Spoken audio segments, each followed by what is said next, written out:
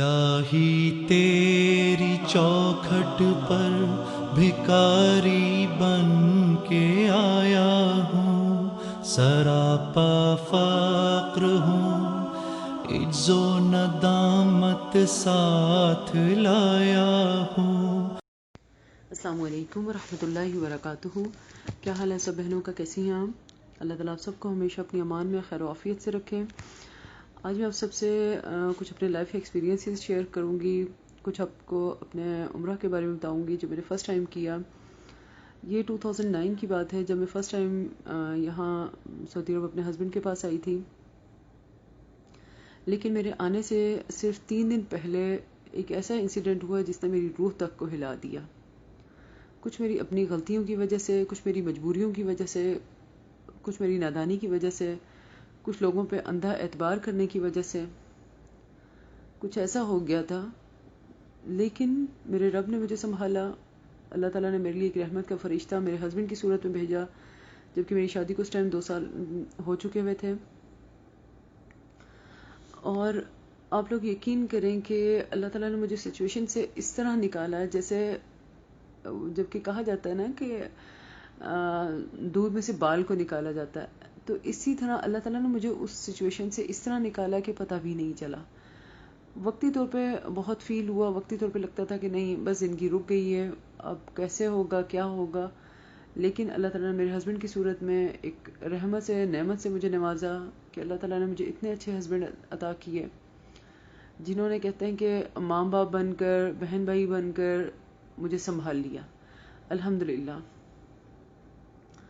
میرا یعنی ایسا تھا کہ میں 15 جون کو یہاں پہنچی اور الحمدللہ 19 جون کو میرے ہسبینڈ مجھے عمرے پر لے گئے، اور یعنی عمرے کی کوئی تیاری نہیں تھی۔ جس طرح ہوتا ہے کہ پاکستان سے لوگ آتے ہیں تو جس طرح میری اپنی فیملی کے لوگ جب بھی آئے انہوں نے کہا کہ ہم لوگ جا رہے ہیں، ہم نے عمرے پہ بھی جانا ہے، انہوں نے کپڑے سلوائے، انہوں نے احرام بنوایا، تو میری ایسی کوئی تیاری نہیں تھی، لیکن اس کے باوجود الحمدللہ اللہ تعالیٰ مجھے عمرے پر لے گئے۔ اور پھر وہی کہ ایک وہ مجھے پھر بلیسڈ فیل کروایا جاتا تھا کہ دیکھو اللہ تعالیٰ جسے چاہتا ہے تو اللہ تعالیٰ بلا لیتا ہے، کیونکہ میں ایسی فیملی سے بلانگ کرتی تھی، یعنی میرے والد کی کوئی اتنی خاص ارننگ نہیں تھی، کچھ اتنا حالات کبھی ایسے نہیں رہے تھے کہ میں کبھی سوچتی کہ میں بھی عمرے کے لیے جا سکتی ہوں۔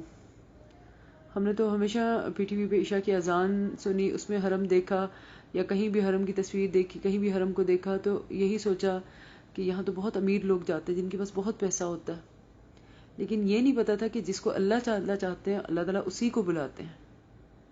یہ تو اب آہستہ آہستہ اندازہ ہوتا ہے، جس کو میرا رب چاہتا ہے وہی اپنے در پہ اسے ہی اپنے در پہ بلاتا ہے۔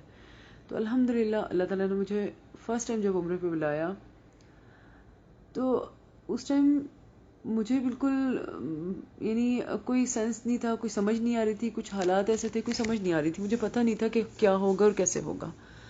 اچھا مجھے گھر میں سمجھایا جاتا رہا کہ خانہ کعبہ پہ جب پہلی نظر پڑے تو اللہ تعالیٰ سے جو دعا کرو وہ قبول ہوتی ہے، اللہ تعالیٰ سے توبہ کرنا، اللہ تعالیٰ تمہیں ہر چیز عطا کریں گے، لیکن مجھے وہ سمجھیں کہ وہ اس ٹائم تک وہ بات نہیں سمجھ آئی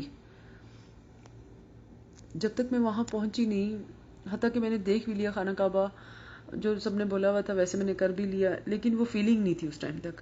لیکن جیسے جیسے میں نے طواف سٹارٹ کیا تو اللہ تعالیٰ کی وہ ایک کہتے ہیں نا کہ اللہ تعالیٰ کی محبت آپ میں ایک اٹھتی ہے، ایک جھونکا سا اٹھتا ہے، کوئی چیز بس تھا کچھ جو مجھے اس ٹائم فیل ہوا، حتیٰ کہ الحمدللہ طواف کمپلیٹ کر لیا۔ طواف کے بعد مقام ابراہیم کے پاس حرم کے صحن میں بیٹھ کے جب نوافل پڑھے، دعا کی اللہ تعالیٰ سے، تو خانہ کعبہ پہ جیسے جیسے نظر پڑتی تھی تو وہ جو ہم بچپن میں پڑھا کرتے تھے کہ حضور صلی اللہ علیہ وسلم یہاں پر ایسے ہوتے تھے یا یہ ہوا تھا یا حجر اسود انہوں نے ایسے نصب کیا تھا، تو وہ سب چیزیں ایسے ایسے ذہن میں آتی تھی، اس ٹائم پہ آ بھی رہی تھی۔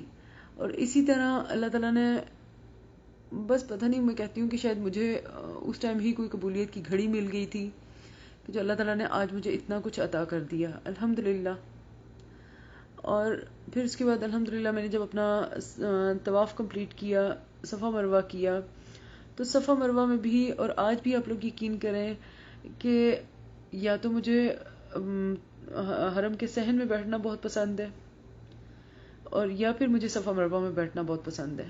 میں کبھی بچوں کو لے کے یا ہسبینڈ کا ویٹ کرنا ہو تو میں صفا مروہ پہ بیٹھ جاتی ہوں، صفا کی سائڈ پہ یا مروہ کی سائڈ پہ، کہیں پہ بھی، کہ وہ اتنی سکون والی جگہ ہے. یا حرم کی بیسمنٹ پہ، صفا مروہ کی بیسمنٹ میں جو فرسٹ فلور ہے، تو اتنا سکون ملتا ہے کہ آپ لوگ سوچ نہیں سکتے. پھر اسی طرح جب ہمارا طواف کمپلیٹ ہوا، ہم لوگ کافی دیر تک حرم میں موجود رہے، کیونکہ میں یہیں الحمدللہ پچھلے 11 سال سے یہیں ہوں. الحمدللہ آن اینڈ آف بار بار عمرہ ہوتا رہتا ہے. اب ماشاءاللہ بچے بڑے ہو گئے ہیں، کچھ ان کی اسکولنگ کی وجہ سے جانا کم ہو گیا ہے. 2015 کے بعد سے تھوڑا سا کم ہوا ہے، لیکن اتنا کم نہیں. لیکن الحمدللہ، لیکن میں آپ لوگوں سے کچھ چیزیں یہ شیئر کرنا چاہ رہی تھی کہ ہم اپنے، پہلی بات کہ ہمیں تو سینس ہی نہیں ہے کہ اللہ تعالیٰ ہمارے، ہم منہ سے تو بول دیتے ہیں کہ اللہ تعالیٰ ہے، ہم اللہ پہ یقین رکھتے ہیں، ہم کلمہ بھی پڑھ لیتے ہیں، لیکن کبھی اس کلمے کو ہم نے دل سے نہیں پڑھا، کبھی ہم نے اپنے رب کو پہچانا ہی نہیں. لیکن الحمدللہ مجھے اللہ نے اپنے گھر میں وہ فیلنگ دی، میں نے محسوس کیا. اور آپ لوگ یقین مانیں کہ ہمارا رب ہم سے بہت پیار کرتا ہے. میں آپ کو، وہ کہتے ہیں نا کہ کتنی چیزیں میں آپ لوگوں کو کھول کھول کے بتاؤں، کہ اللہ تعالیٰ مجھے مشکل میں بھی ڈالتے ہیں.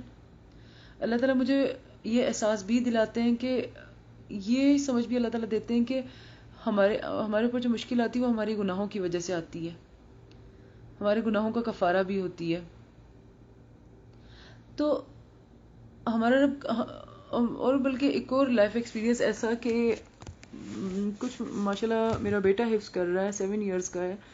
تو پہلے تو میں اللہ کی ایک رحمت سمجھتی ہوں کہ جس طرح لوگوں کے سامنے جو ایک میری پہچان بن چکی ہے، یا اس انسیڈنٹ سے لوگ مجھے منسلک کرتے ہیں، جو لوگ اس ٹائم کے بعد آج تک مجھ سے نہیں ملے، مجھے وہی سمجھتے ہیں یا ویسا ہی جانتے ہیں. تو ان لوگوں کے لیے آج جو میں ہوں بہت شاکنگ ہے. کچھ لوگ اس پہ فخر بھی کرتے ہیں، کچھ لوگ مجھے اپریشیٹ بھی کرتے ہیں، لیکن یہ سب اللہ کی طرف سے ہے، یہ صرف اللہ کی طرف لوٹنے سے ہے. میں آپ سب سے بھی کہتی ہوں، کسی کی لائف میں کوئی بھی مشکل ہے، کوئی بھی مشکل ہے، صرف ایک دفعہ اللہ کو سچے دل سے بلا کے دیکھیں. ہمارا رب ہم سے بہت پیار کرتا ہے. میرے بیٹے نے مجھے یہ سکھایا کہ جتنا میں اس سے پیار کرتی ہوں، جتنا میں اس کے لیے جلتی ہوں، وہ کتنا ہی مجھے تنگ کر لے، کتنا ہی مجھے ستا لے، میں وقتی طور پہ اسے پنش کرتی ہوں، لیکن اس کو کسی مستقل اذیت میں نہیں چھوڑ سکتی ہوں. اس چیز نے مجھے یہ سکھایا ہے کہ ہمارا رب بھی ہمیں وقتی طور پہ پریشانیوں میں، مشکلات میں ڈالتا ہے، وہ اسی وجہ سے کہ وہ ہماری اپنی کی گئی ہوتی ہے. جیسے کہ میں آپ کو یہ مثال دوں، وہ سبق یاد نہیں کرتا، میں اس کو سزا دیتی ہوں. تو اسی طرح میں نے بھی کوئی غلطی کی ہوگی، میرے رب نے مجھے سزا دی، وقتی طور پہ میں نے اس کو پنش کیا، لیکن کیا میں اسے گھر سے نکال دوں گی؟ کیا میں اسے مار دوں گی؟ کیا میں اسے قتل کر دوں گی؟ کیا میں اسے کہیں کسی جانور کے آگے کھانے کو چھوڑ دوں گی؟ کسی شیر کے آگے کھانے کو چھوڑ دوں گی؟ تو اسی طرح ہمارا رب بھی ہمیں کبھی اکیلا نہیں چھوڑتا. وہ ہماری گناہوں پر، ہماری غلطیوں پہ ہمیں وقتی طور پہ پنشمنٹ ضرور دیتا ہے، لیکن ہمیں وہ اکیلا نہیں چھوڑنا چاہتا، اور نہ ہی وہ چاہتا ہے کہ ہم آگ میں، جہنم کی آگ میں جلیں. تو یہ ایک بات میں آپ لوگوں سے کہنا چاہتی تھی کہ اپنے رب کو پہچانیں کسی نہ کسی طرح. قرآن کو چاہے ایک ایک آیت کی صورت میں، چاہے کسی بھی طرح قرآن کا فہم ضرور حاصل کریں، تھوڑا تھوڑا کر کے. آج انٹرنیٹ نے ہمیں ہر چیز مہیا کر دی ہے. کل ہم روز محشر اللہ تعالیٰ سے یہ نہیں کہہ سکتے کہ ہمیں نہیں پتا تھا، ہم تک پہنچا نہیں. آج انٹرنیٹ نے ہمیں ہر چیز دے دی ہے، ہر چیز پہنچا دی ہم تک، لیکن ہم اس کا استعمال نہیں کر رہے، ہم اس کو یوز کر کے اپنی زندگی پہ امپلیمنٹ نہیں کر رہے. تو میری آپ سب سے یہ ریکویسٹ ہوگی، مجھے بھی دعاؤں میں یاد رکھیں، اور خاص طور پر قرآن کو سمجھنے کی پوری کوشش کریں، قرآن کے ساتھ جڑیں، اسپیشلی سنت کو فالو کریں، بدعات کو چھوڑیں. مجھے اچھے سے پتا ہے کہ پاکستان میں اسپیشلی ہمارا معاشرہ بدعات میں گھرا ہوا ہے، جو صرف اور صرف جہنم کا سامان ہے اور کچھ بھی نہیں ہے. جزاک اللہ خیرا کثیرا. السلام علیکم ورحمۃ اللہ وبرکاتہ.